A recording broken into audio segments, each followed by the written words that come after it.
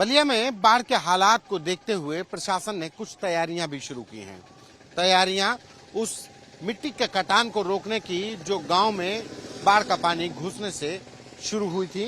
ये आप देखिए, पहले तो ये सामने आपको गंगा का बढ़ा हुआ जल स्तर के आपको दूर दूर तक सिर्फ गंगा का बाढ़ का पानी नजर आएगा।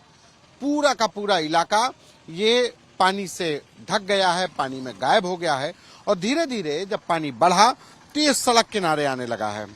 ये इस समय पर ये बलिया से बैरिया की तरफ जाने वाला ये रास्ता है, ग्रामीण इलाका है और यहाँ पर मिट्टी का कटान शुरू हुआ तो प्रशासन की तरफ से इस तरीके की ये बोरियां डाली गई ताकि ये मिट्टी का कटान रोका जा सके, मिट्टी का कटान ना हो, इसको रोकने के लिए ये बोरियां डाली गई हैं। अब ये कितना रोक पाएगा? जल स्तर बढ़ रहा है, लगातार पानी बढ़ रहा है यहाँ पर, तो ये रोक पाएगा क्या? ये बोरियां रोक पाएंगी? बोरिया क्या रोक पाएगी? इसमें माटी थोड़ा थोड़ा माटी रखा गया है। अच्छा, हाँ, रोकने का कोई बोरिया रुकेगा थोड़े। तो ये पानी ये मतलब हर साल ऐसे आता है यहाँ पर? नहीं, हर साल से ज्यादा बढ़ रहा है पानी हाँ, ज्यादा है। इतना तेजी से हर साल नहीं बढ़ रहा था। अच्छा, जो अभी इस बार बढ़ रहा है। हाँ, इस बार ज्यादा तेजी से बढ़ रहा है। अभी बढ़ने का चांस है, लोग बोल रहे हैं कि बहुत चांस। तो ये पूरे इलाके में इसी तरीके के हालात हैं? बलिया में, हल्दी बलिया सब जगह पे कोई इंतजाम नहीं पहले से कुछ नहीं है, कुछ नहीं। हाँ, एक मिनट आगे आइए। आगे बताओ। पहले से लूटने का इंतजाम है सरकार की तरफ से, जो आता है योजना, ये सरकार मिलकर और यहाँ के अधिकारी मिलकर लूटते हैं, ठेकेदार कार्य नहीं करते हैं। जो है कि अभी व्यवस्था बढ़िया बन गया है और ये कमाने का एक जरिया बन गया है इन लोगों को, और ये चाहते हैं कि यहाँ पानी रहे, इन लोगों का कमाई जो है होता रहे। ठीक है, यहाँ पे इंतजाम, बाढ़ तो हर साल आता होगा यहाँ। बाढ़ विभाग के जो एसी साहब हैं उनसे मैं इतना पूछना चाहता हूँ कि बाढ़ की बचाव के लिए ईंट का निर्माण दिया जाता है कि मिट्टी दिया जाता है? मिट्टी तो काट के गंगा जी लेते हैं, बोरी में जो भरी हुई है इसको फेंकी, आधे घंटे के अंदर बोरी निकालेंगे आप, खाली मिलेगा बोरी। हम कराए प्लट फाइटिंग का, ईंट दिया जाता है या राबी दिया जाता है, बालू दिया जाता है, ये मिट्टी नहीं दिया जाता है। मिट्टी कहाँ दिया गया है? जियो अभी नहीं, मिट्टी क्या ज्यादा 3000 सब राख ये चेक करवा लीजिए। ये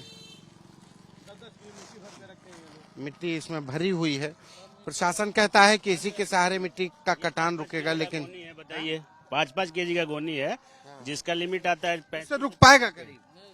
इसका कुछ उपाय नहीं है, ये गिनती के लिए दिखाया जा रहा है। ठीक है, ठेकेदारों का गिनती का लिस्ट में आएगा और बिल पास होगा, उनके लिए बढ़िया मौका मिला है पैसा कमाने का, और ये गांव का जो है कि नहीं भ्रमित करके जो है कि नहीं पैसा लूटने वाली काम है। अभी इसी के लिए हम लोग जा रहे हैं। साल यहाँ पर आती है बाढ़? हो साल पानी, हो साल पानी इस टाइप का इन लोगों के पास लॉटरी टाइप का होता है। ठीक है, अब इन लोगों का कहना है कि ये हर साल जब बाढ़ आती है तो सरकार मुकम्मल और मजबूत इंतजाम नहीं करती और हर साल बाढ़ आने पर इसी तरीके की मिट्टी की बोरियां डाल दी जाती हैं और बड़े पैमाने पर भ्रष्टाचार होता है।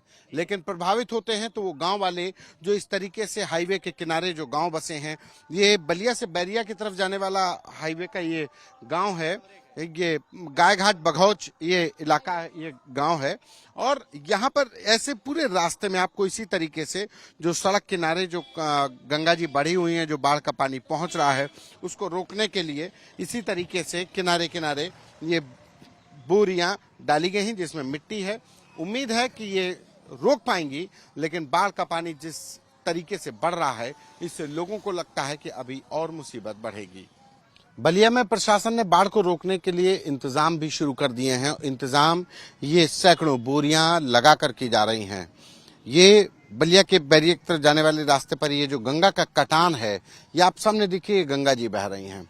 ये प्रयागराज वाराणसी के बाद जब गंगा जी विस्तार लेती हैं और ज्यादा तो वो बलिया आ जाता है और ये बलिया की गंगा जी का ये विस्तार है और ये बढ़े हुए पानी का असर, बाढ़ का पानी का असर कि उसने कटान शुरू कर दिया है बलिया के उन इलाकों में जो गंगा के किनारे सटे हुए हैं, बसे हुए हैं।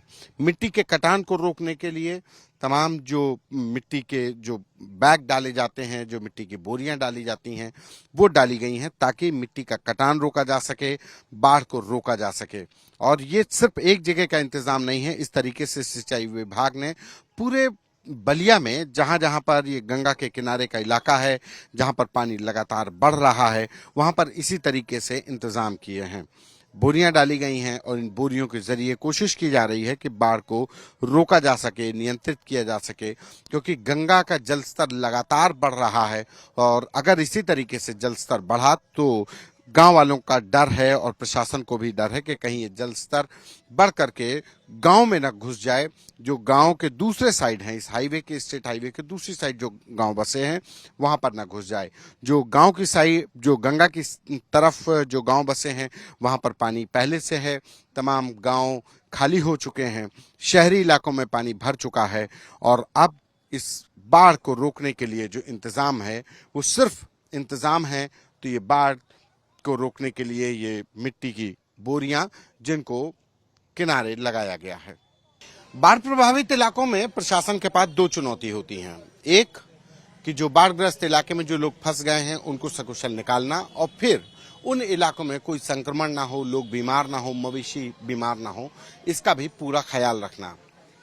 बलिया ग्रामीण इलाका है, लिहाजा यहाँ पर संक्रमण फैलने के ज्यादा अंदेशा था, जिसकी वजह से जगह जगह पर बाढ़ राहत शिविर लगाए गए और वहीं पर स्वास्थ्य शिविर भी लगाए गए हैं। मैं इस समय पर दुबे छपरा एक ग्रामीण गांव है बलिया का, वहां पे खड़ा हूं।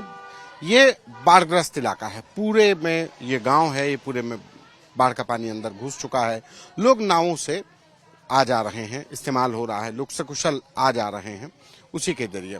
लेकिन जो लोग आ रहे हैं उनको कोई संक्रमण ना हो, उनको कोई बीमारी ना हो। उनके साथ साथ जो मवेशी हैं, चूंकि खेती किसानी वाला इलाका है तो वहां पर मवेशी हैं, तो उनको भी कोई समस्या ना हो, बीमार ना हो, उसके लिए भी इंतजाम किए गए। ये बाढ़ राहत शिविर लगाया गया है, पशुपालन विभाग की तरफ से भी लगाया गया ताकि जो मवेशी हैं उनका इलाज हो सके और जो इंसान आ रहे हैं उनका भी इलाज हो सके।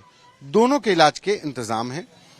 पशुपालन विभाग की तरफ से भी डॉक्टर साहब अवेलेबल हैं इंसानों के इलाज के लिए भी। यहाँ पे जो जानवर आ रहे हैं उनको किस तरीके की बीमारी, क्या इलाज हो पा रहा है? ये सबसे पहले तो डिवर्मिंग उन लोगों को कराया जा रहा है, प्लस वैक्सीनेशन का भी टीम चल रही, वैक्सीनेशन भी हो गए लगभग पूरे। और जो भी जरूरत है दर्द बुखार के जो दवाई कम खा रही गाय उसका आते हैं तो लोग यहाँ पे देते हैं। बाकी घर जाके भी कुछ लोग इमरजेंसी जाके देखते हैं हम लोग सभी लोग जी। कोई मतलब अभी संक्रमण, कोई इन्फेक्शन? कोई इन्फेक्शन नहीं, कोई नहीं, हम लोग पूरा टीकाकरण करा दिए हैं। फिर जो बचेगा जो उसको भी करवा रहे हैं हम लोग। पूरी डॉक्टर से पूरी टीम लोग गई है अभी अंतरी गाँव में, तो उन लोग करके उधर से आएंगे, ये होता है।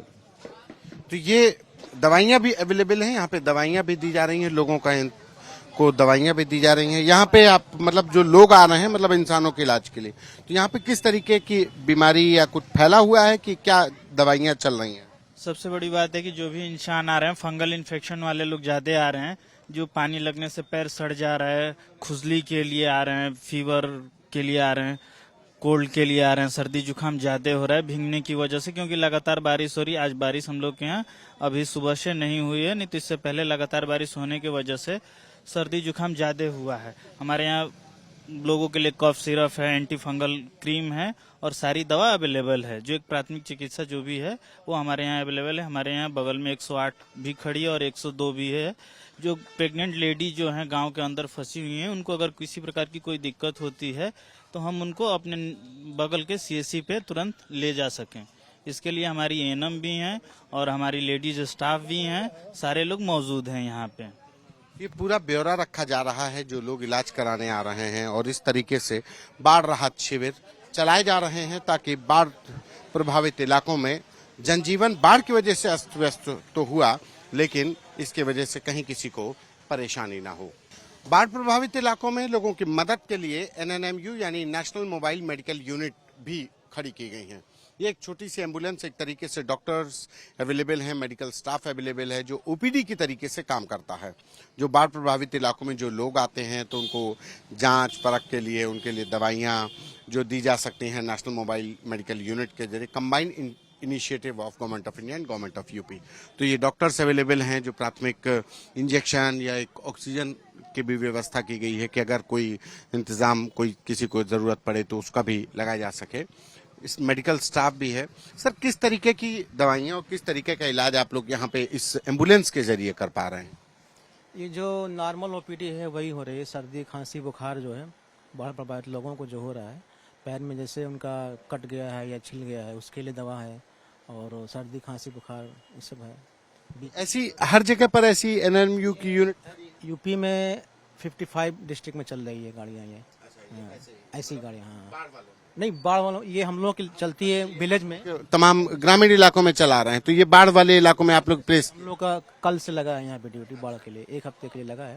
एक हफ्ते इसी तरीके से एम्बुलेंस बाढ़ पर बाढ़ प्रभावित करने के लिए। जी, किस तरीके के लोग आ रहे हैं, शिकायत कर रहे हैं? ज्यादातर इनको पैर में जो है पानी की वजह से वो घाव टाइप का बन गया है, वो छिल गया है, वो है। और कुछ को दर्द है, गैस के लिए आ रहे हैं, ज्यादातर फीवर और भी आ रहे हैं। चेक वगैरह भी हो रहा, मेडिकल चेकअप कुछ वगैरह क्या? बीपी शुगर हो जा रहा है। ऑक्सीजन का भी इंतजाम? हाँ है, सिलेंडर है ऑक्सीजन का। तो ये एक अमूमन जो हॉस्पिटल में जाकर के ओपीडी में जो सुविधाएं मिलती हैं, वो एक कोशिश की जा रही है कि जो लोग यहाँ पर बाढ़ प्रभावित इलाकों में आए तो ऐसी एनएनएमयू यूनिट खड़ी की गई हैं आसपास के लोगों के इलाज के लिए। कैमरा पर्सन संजय के साथ संतोष कुमार, आज तक।